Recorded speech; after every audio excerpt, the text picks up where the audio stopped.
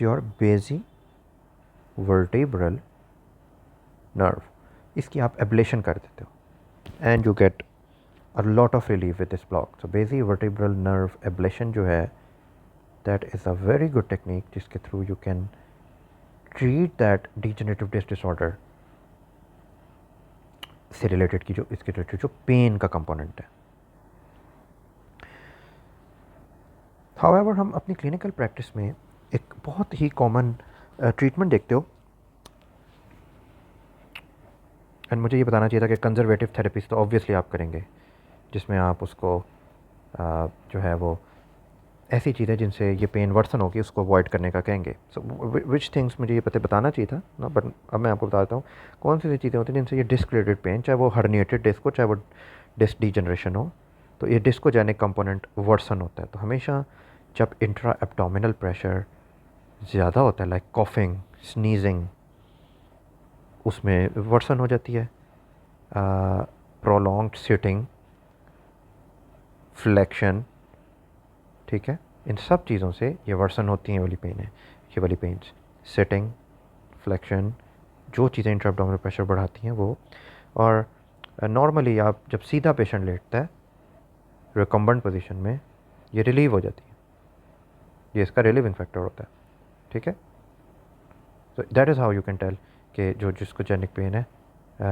If you want to know the reason why these maneuvers worsen it, flexion, sitting, intra-abdominal pressure का increase, intra-abdominal pressure increase तो self evident है कि जब intra-abdominal pressure increase होगा disc के ऊपर compression आएगी. But sitting और flexion, especially flexion, so how flexion improves this is very simple. Sorry, improves नहीं, worsens it. Because जब आप flexion करते हो तो अगर आप if you look at the anatomy, तो जो ये फ्लेक्शन होगी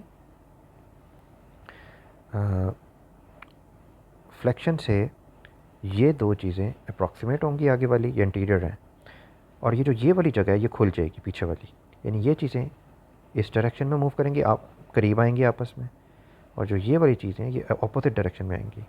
तो ये वाली जगह थोड़ी सी खुल जाएगी. तो जब जगह ज़्यादा खुलेगी तो और ये जो डिस्कोजेनिक मटीरियल है न्यूक्लियस पल्पोसिस ये और ज़्यादा फ्रैगमेंट्स बाहर आएंगी और मज़ीद कंप्रेशन देगी क्योंकि इनको ज़्यादा जगह मिल जाएगी अंदर घुस के स्पाइनल कैनाल में इरिटेशन कॉज करने की. तो that is how flexion, sitting up और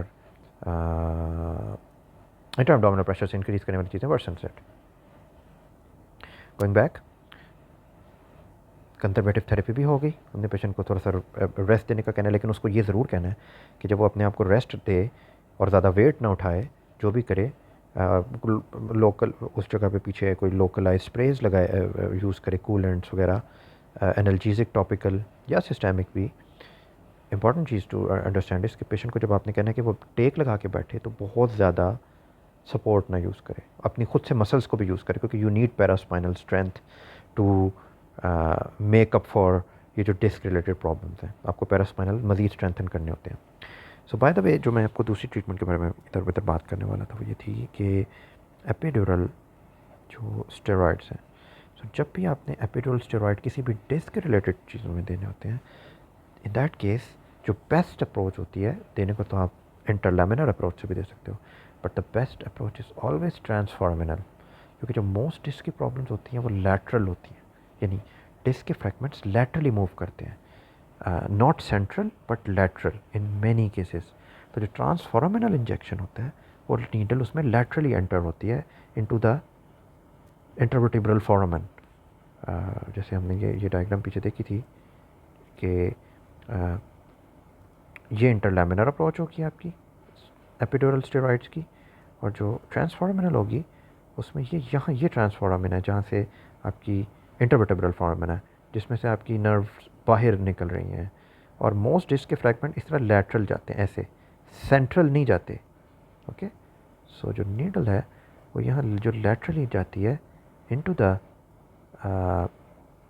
इधर या इधर wherever whatever approach you want to use, या जिधर ज़्यादा सिम्टम्स हैं तो वो लैटरली जाके उस ट्रांसफॉर्मिनल इंटरवर्टिब्रल फोरामन में जाके कि एपिड्यूरल इंजेक्शन देती है उस जगह के एपिड्यूरल स्पेस में. That is always better than interlaminar approach for disc related problems. Epidural आप इंजेक्शन दे सकते हो. उसके बाद what you can do is कि यू कैन हीट एक हीटेड थेरेपी होती है जिसमें आप न्यूक्लियस पल्पोसिस को हीट कर देते हो इन द होप के वो ज़्यादा एक्सट्रूड आउट ना हो, वो वहाँ पे कंटेन हो जाए, हीट अप होके जुड़ जाए आपस में, वो जेल स्टिक अप हो जाए अपने अंदर ही, और वो ज़्यादा बाहर ना निकले। It's a gel, right. So that is another treatment. जो सर्जिकल अप्रोचेज़ हैं उसमें आप रिमूव कर लेते हो फ्रैगमेंट्स, और अगर एक पेशेंट की इतनी डीजनरेशन हो जाए, इतनी डीजनरेशन हो जाए कि आपका रह ही ना जाए इंटरवर्टिब्रल जो डिस्क है, डिस्क बहुत ही कम हो जाए, तो in that case you have no other option. आप क्या करोगे कि आप स्पाइनल फ्यूजन कर दोगे। अब in spinal fusion what will happen is कि आप इधर से सारी डिस्क के सब कुछ रिमूव कर दोगे, और अब वर्टिब्रास की जो बॉडी हैं वो एक दूसरे से they will be lined up, ऐसे करके फ्यूज़ हो जाएंगी। सो व्हाट विल हैपन, नुकसान क्या है? नुकसान ये है कि मैंने आपको बताया था कि जो मूवमेंट है, anterior flexion, extension and some amount of lateral rotation, वैसे मोस्ट लैटरल रोटेशन सैक्रोइलिक में होती है। Again that is sacroiliac joint, वो जॉइंट है जो कि लैटरल मूवमेंट से रिलेटेड उसको इंजरीज हो रही होती हैं, उसके बारे में मैं बात करूँगा। तो जो ये वाला जो डिस्कोजेनिक मसला है, इसमें जब आप स्पाइनल फ्यूजन कर देते हो इवेंचुअली, तो एंटीरियर फ्लेक्शन और एक्सटेंशन बिल्कुल लिमिट हो जाती है स्पाइन की, स्पाइन स्ट्रेट अप हो जाती है। तो ये एक लास्ट रिसोर्ट होता है कि जब कुछ भी ना हो रहा हो तो फिर आप ये करते हो। ये तो आपकी होगी disc related problems. Let's see इसमें कोई और एडिशनल चीज़ है कि नहीं है। We can move on. So ये okay discogenic pain. By the way ये वो पोस्चर है जिसमें पेन वर्सन हो जाती है, इसके बारे में मैं बता चुका हूँ।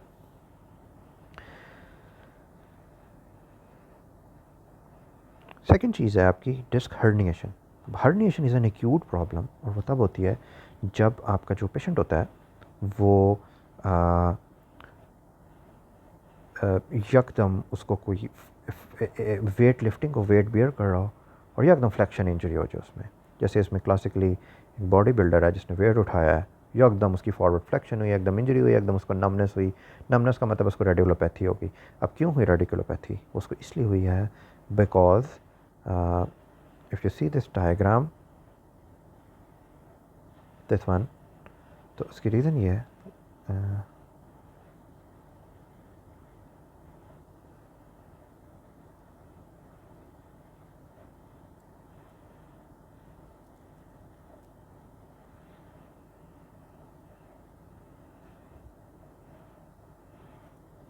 कि if you look at this diagram,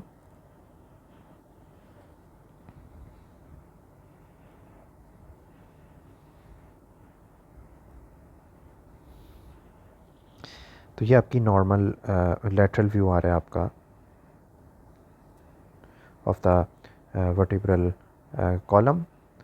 ये आपका वो सुपीरियर टू इन्फीरियर वाला व्यू आ रहा है लॉन्जिट्यूडनल। और अगर आप इसमें ये देखो कि ये आपका एंटीरियरली है पोर्शन और इसमें आपका डिस्क है। सो जब डिस्क हर्निएट होती है, ये देखिए यहाँ पे डिस्क हर्निएट हो रही है, एंड आई टोल्ड यू कि जब डिस्क की हर्निएशन होती है, हर्निएशन एक्यूट प्रोसेस है, तो वो लैटरली होती है, या वो इस तरफ हर्निएट हो जाएगी या इस तरफ होगी। अगर ये इस तरह जाती है तो हम कहते हैं सेंट्रल, लेकिन most are lateral, remember this, and that is why epidural steroids are so effective, जो लैटरली वाले जो होते हैं ट्रांसफोरामिनल, क्योंकि वो लैटरली टारगेट कर रहे होते हैं। सो व्हाट हैपन्स कि यहाँ पे ये हर्निएट की, और इसकी हर्निएशन की वजह से नर्व रूट जो यहाँ से बाहर निकल रही थी इंटरवर्टिब्रल फोरामन से, उनको यकदम कंप्रेशन मिली और सिवियर यकदम रेडिकुलोपैथी हुई उस साइड पे। ये वो नर्व है जो कि कंप्रेस हो गई। Okay, so this is the disc herniation. इसको यहाँ इसने लेटरल व्यू में भी दिखाया हुआ है कि ये वाली साइड है जिसको ये डिस्क के कंपोनेंट्स ने, विच इज़ न्यूक्लियस पल्पोसिस, जिसने निकल के कर दिया। अब होता क्या है कि जो आपकी, मैंने आपको बताया कि जो डिस्क उसको निकलने से कौन बचा रहा है, एक उसको बचा रहा है ऑफ कोर्स एनुलर फाइब्रोसिस, और फिर पोस्टीरियर लॉन्जिट्यूडनल लिगामेंट। जो पोस्टीरियर लॉन्जिट्यूडनल लिगामेंट है वो विद एज डिजनरेट करता है, एंड ऑल्सो जो न्यूक्लियर एनुलर फाइब्रोसिस है वो भी डिजनरेट करती है। तो दूसरा ये होता है कि ख़वातीन में ख़ासकर कैल्शियम और उस सब चीज़ों का मसला होता है, उनसे भी इनकी डिजनरेशन आती है और अर्ली डिजनरेशन हो जाती है। मेनोपॉज के बाद ये बहुत ज़्यादा हो जाती है। और वो लोग जो कि स्मोकिंग करते हैं, या ओबीस होते हैं, उनमें भी ये प्रॉब्लम का रिस्क बढ़ जाता है, बिकॉज स्मोकिंग से वैस्कुलोपैथी होती है, और वो वैस्कुलोपैथी कंट्रीब्यूट कर रही होती है कि इनकी जो डिस्क हैं ये वैसे भी ए वैस्कुलर होती हैं, तो इनकी जब ए वैस्कुलर तो नहीं होती, इनकी सप्लाई में ऑब्वियसली आर्टरी होती है, लेकिन part of it is a vascular. तो स्मोकिंग बिल्कुल ही उनकी ब्लड सप्लाई को कम कर देती हैं, तो डिस्क वीक होने लग पड़ती हैं, एनुलर फाइब्रोसिस वीक हो जाता है, पोस्टीरियर लॉन्जिट्यूडिनल लिगामेंट वीक हो जाता है। तो फिर यकदम जब वेट बियर होता है, वो एनुलर फाइब्रोसिस को, न्यूक्लियस पल्पोसिस को रोक नहीं सकते बाहर निकलने से, वो इतने स्ट्रेंथन नहीं ना होते, तो न्यूक्लियस पल्पोसिस यकदम बाहर निकल आता है फ्लैक्शन इंजरीज़ में, और वो सारा फिर नर्व रूट कंप्रेशन करता है।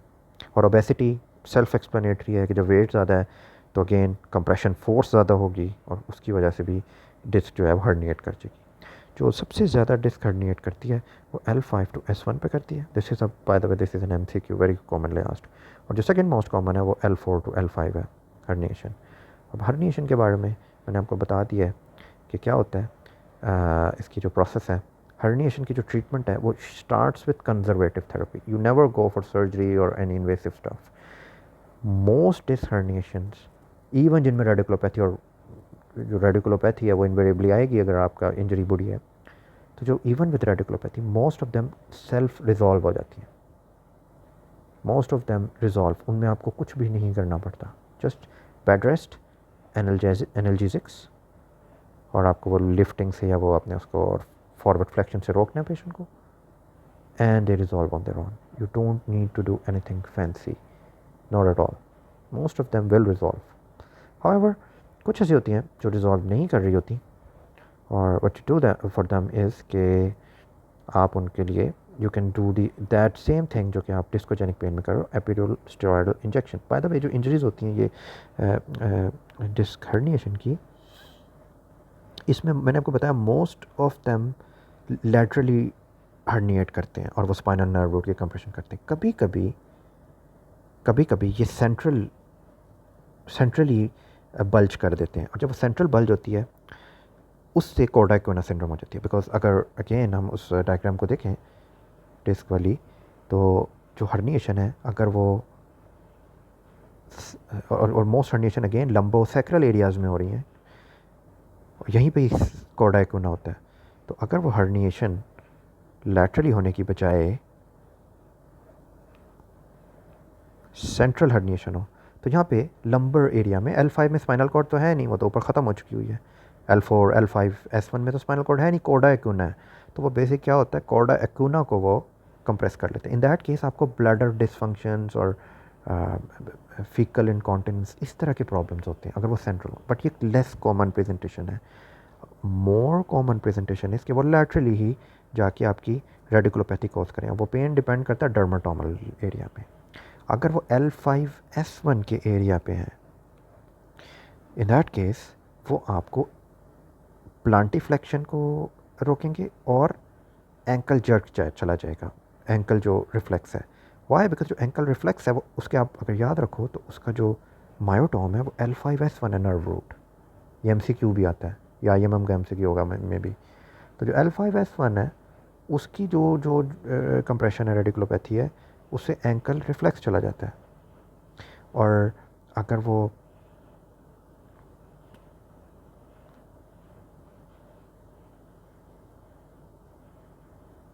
Sorry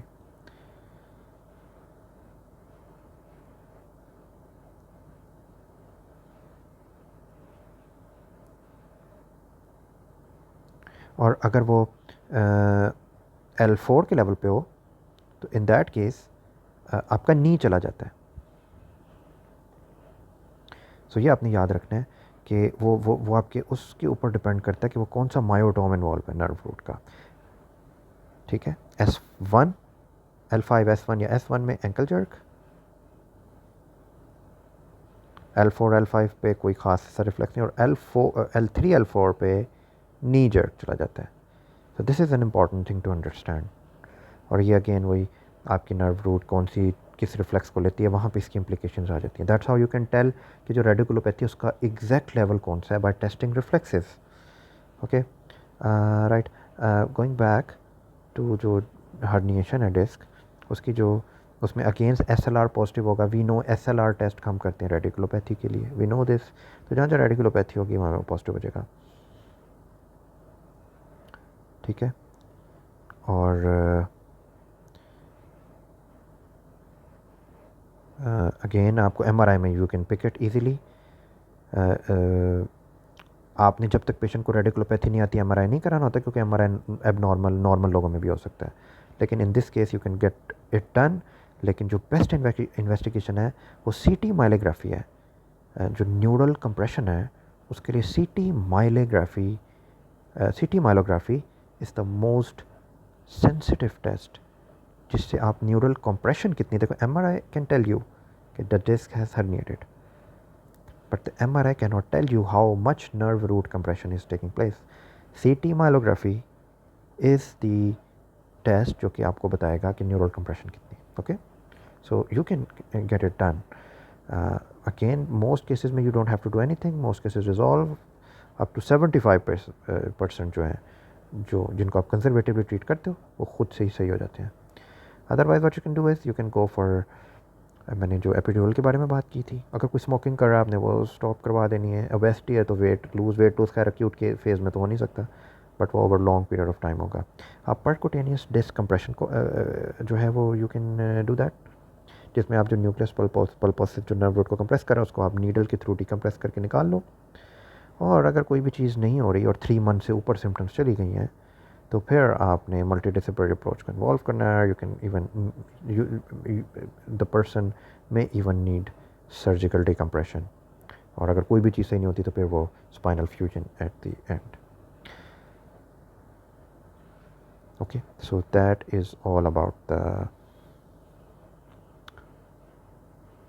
disc related problems causing lower back pain. Let me check अगर कोई छोटी सी चीज़ इसमें रह गई हो।